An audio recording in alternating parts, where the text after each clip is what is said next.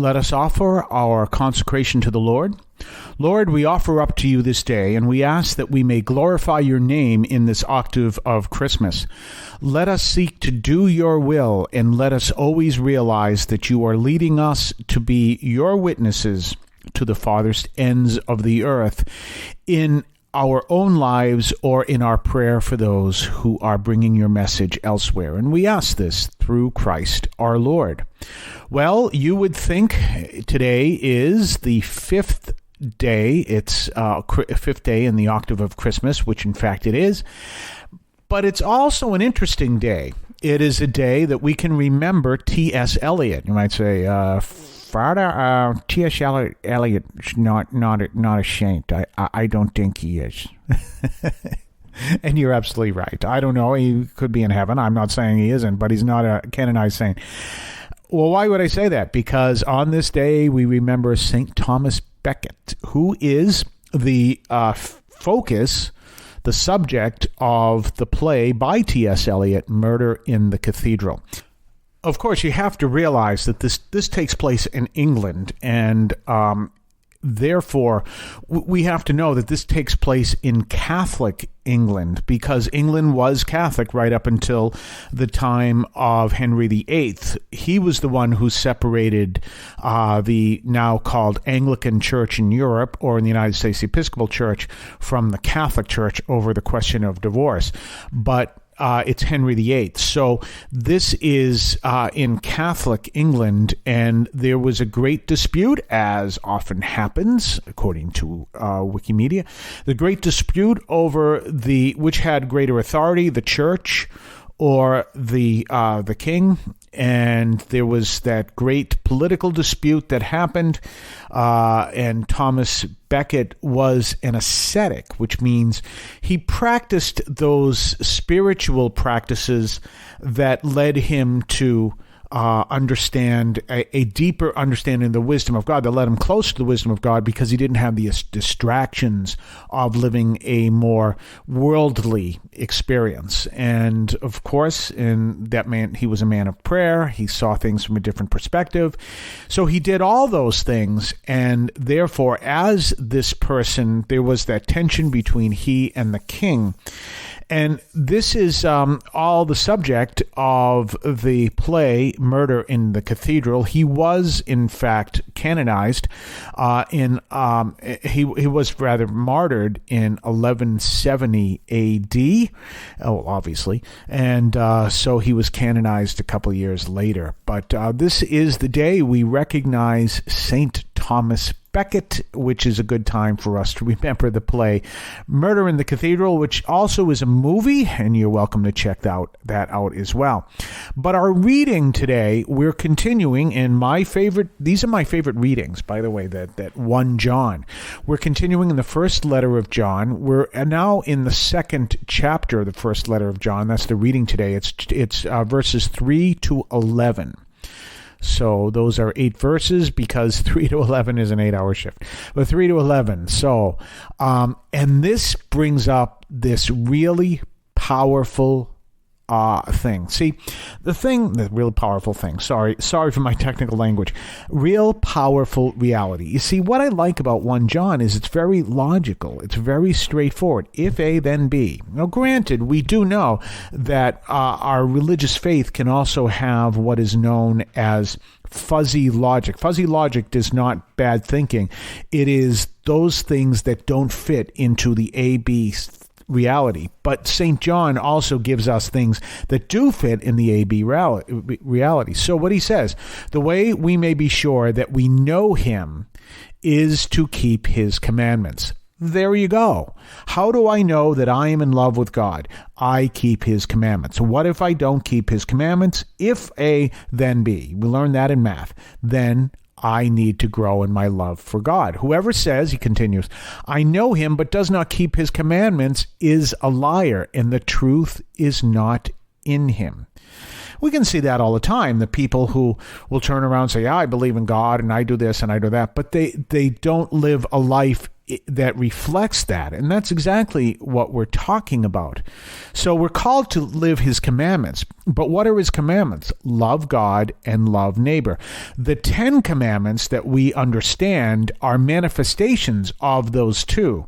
But I always like to explain, you can follow the 10 of love God. You can follow the 10, which is the 10 that we know from Exodus, the 10 commandments. You can follow the 10 and not follow the 2, love God and love neighbor. You don't have to love God and neighbor not to kill your next door neighbor, although it says do not kill. So what we're actually called to do is love God and love neighbor. Those are the commandments, and you can't do that if you are not a person of prayer. Always keep that in mind.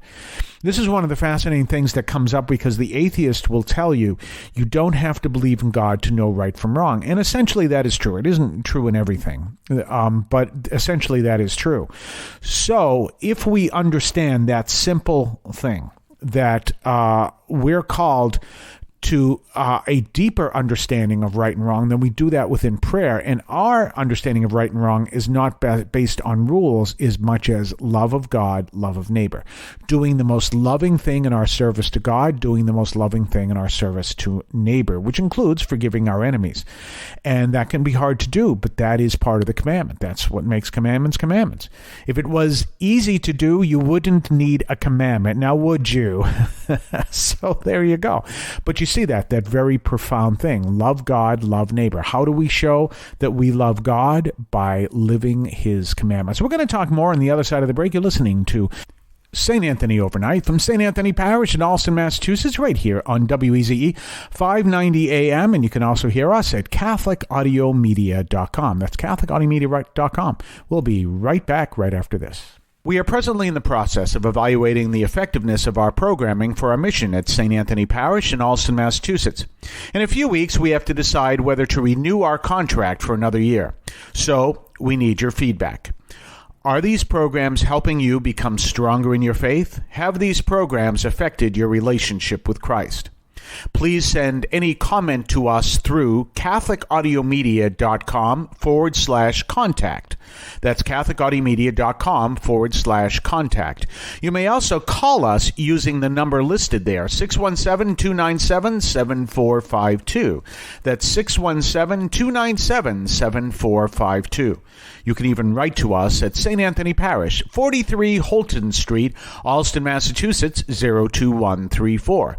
That's St. Anthony Parish, 43 Holton Street, Allston, Massachusetts, 02134.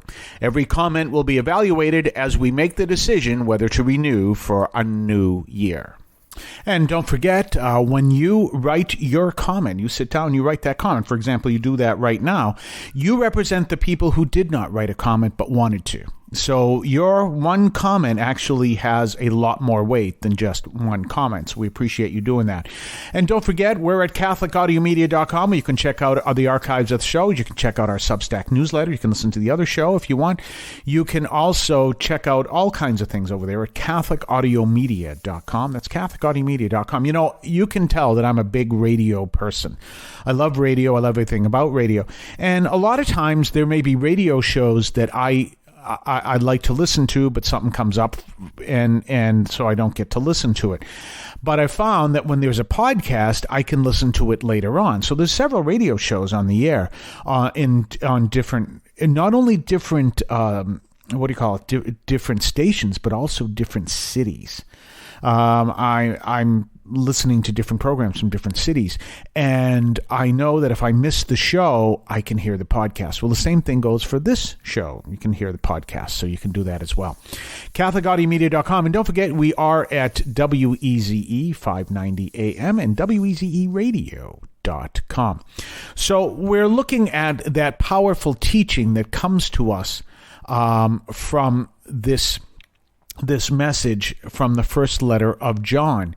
So we're looking at if you love God, then you will keep his commandments. If you say you love God, but you don't keep his commandments, then you're actually lying, is what it says. So that's how we know we're loving God, is that we keep his commandments.